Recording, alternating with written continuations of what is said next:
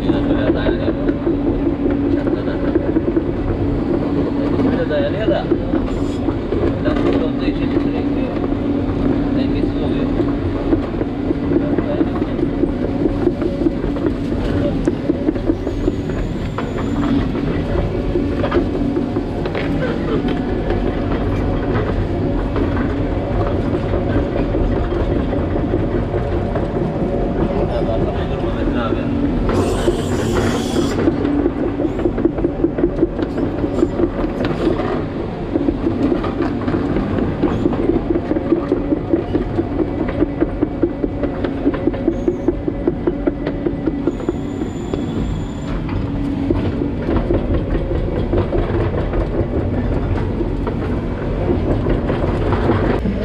Metin abi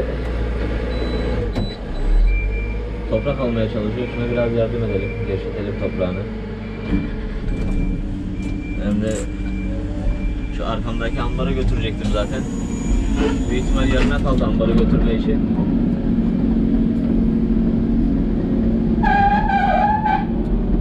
Şu ambarı götüreceğim. Halatla bağlayacağız kepilenin ağzına. Kaldırırım herhalde ya. Düzgün bağlarsam gider diye düşünüyorum.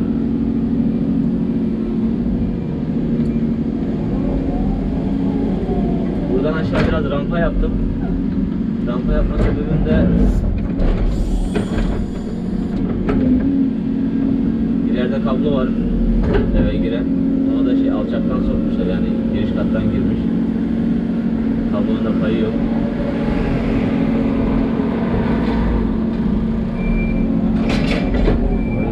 Biraz düşürdüm zemine kadar.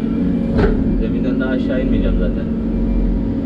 İleride de bu ambara koymayı bir yer yapacağız. Zarar vermeden götürebilirsek götüreceğiz. Götüremezsek yapacak bir şey yok. Sökecekler, parçalayacaklar, tekrar oraya bir daha dikecekler.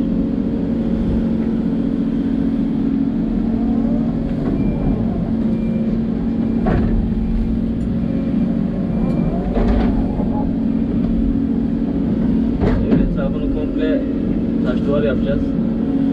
O yüzden toprağı da dışarıya atmıyoruz. Aşağı tarafını dolduracağız. Bu araziler dik olduğu için ister istemez evin etrafında düz bir yer arıyor yani insan. Düz olan yerler de var ama mesela sana burası bayağı daha yeter.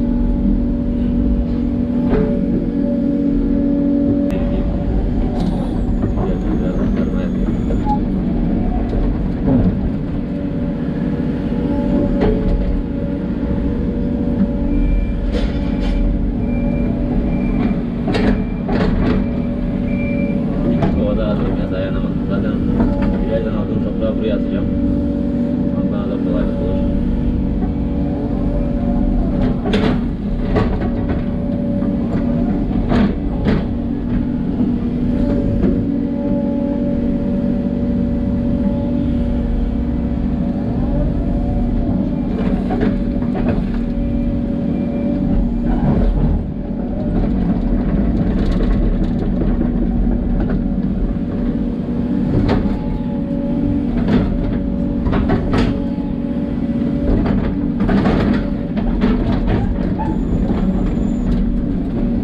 Motorda toprağı yani itersin ama dozer gibi alt tarafın açık olması lazım. Bisebi gibi, loder gibi toprağa götürme şansımız yok.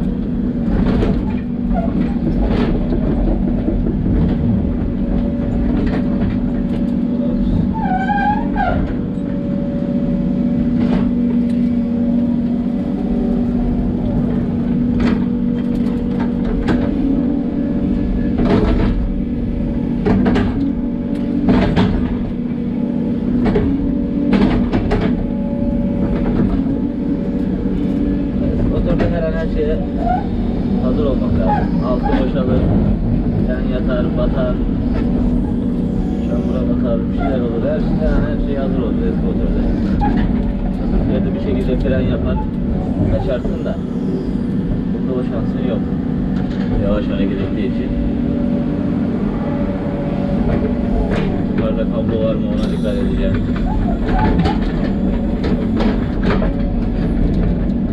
Buraya aktardım.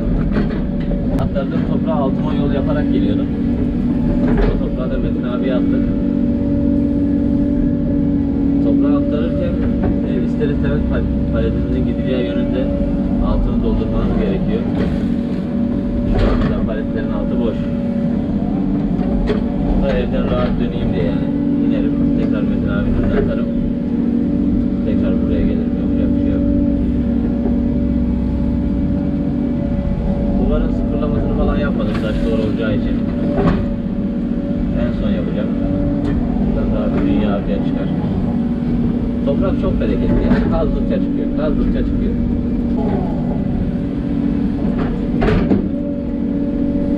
Uzun süre aynı şekilde durunca bacaklarım ağrıyor.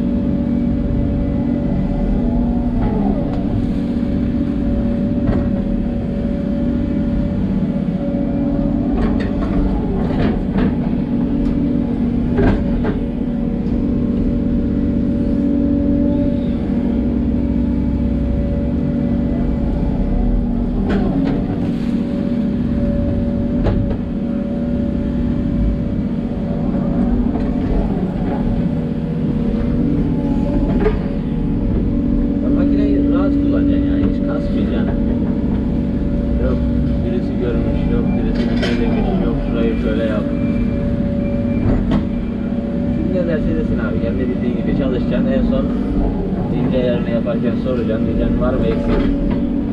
Eksik var mı? Varsa düzelteyim diyeceksin, çıkacaksın işin içinden.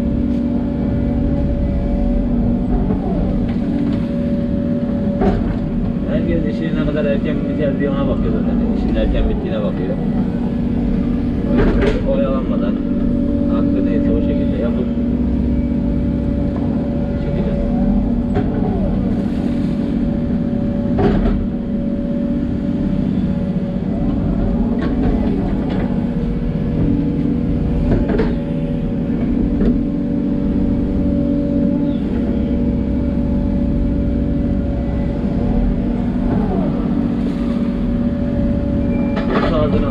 Kurt ağzını aç da çek. Metin abi.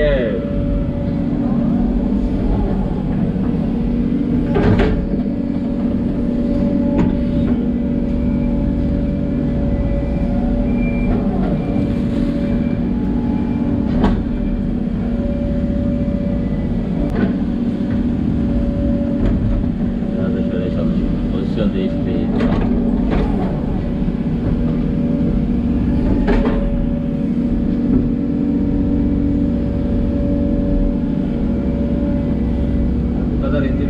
Ama indirmezsem ambara geçilemem.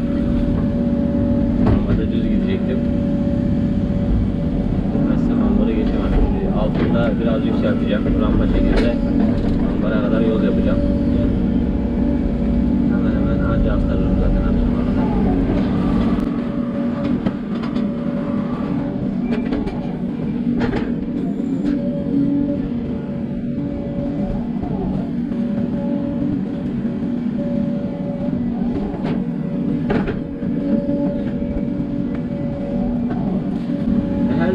Döneceğim yeri ayarlıyorum. Yani istediğim öbür tarafa da dönerim ama bu sefer aşağı tarafta paletin altını beklemem lazım. Şurası boş toprak. Burası biraz sırtlı. Şurası boş toprak. Yani paleti oraya alamam. O yüzden kendimi sağlam tarafa alıp bunu daha rahat çeviriyorum.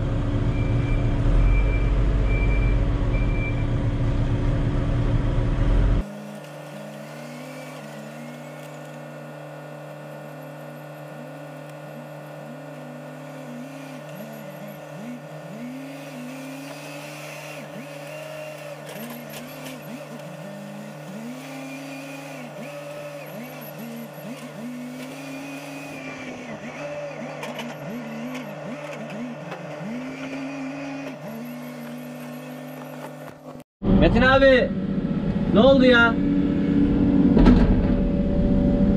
Yağla onu, yağla, yağla. Gaz telini yağla. Çok sert. Çok sert. Gaz teli. Gaz teli, gaz.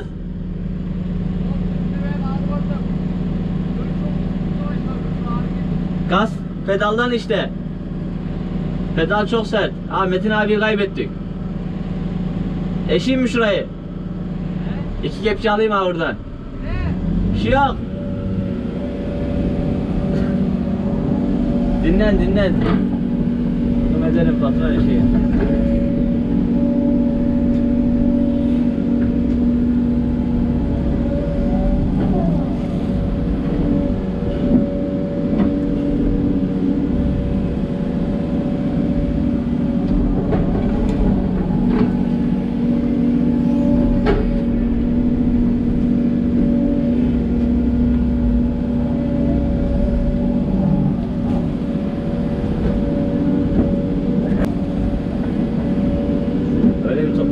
Tam böyle temel dolgusu için.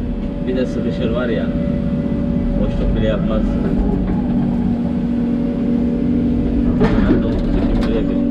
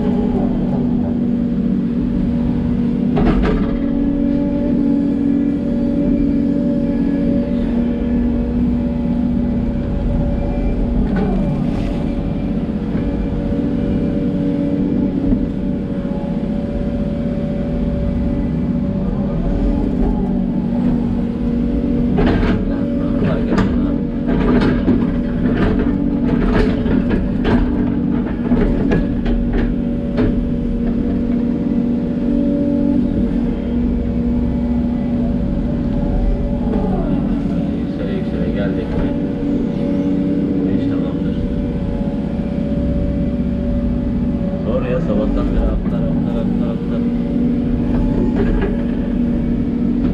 Ya alt tarafta ev olmasa biliyorum ben 2 aktarmaya düzlerim burayı da. Zaten ev olduğu için bir sürüyü getirdik. Aktarma işi uzun sürer diye. Buradan alt tarafa nereden baksan 3 defa 4 defa aktarmam gerekecek. Bir de çok da yiyemeyeceğim. Sağa solu doluyor. Alt tarafında yol var. Ev var. Bizden mesela bugün yardım ediyor bana.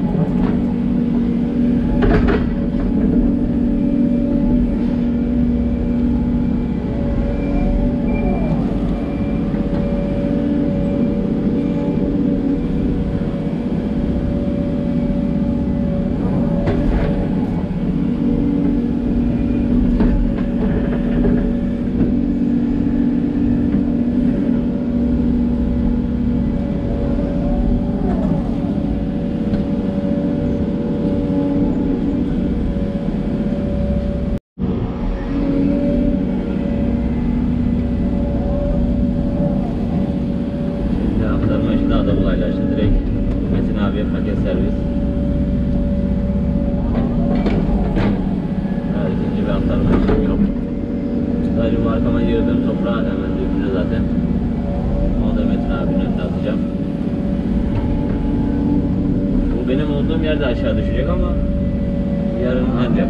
Yarın düşer.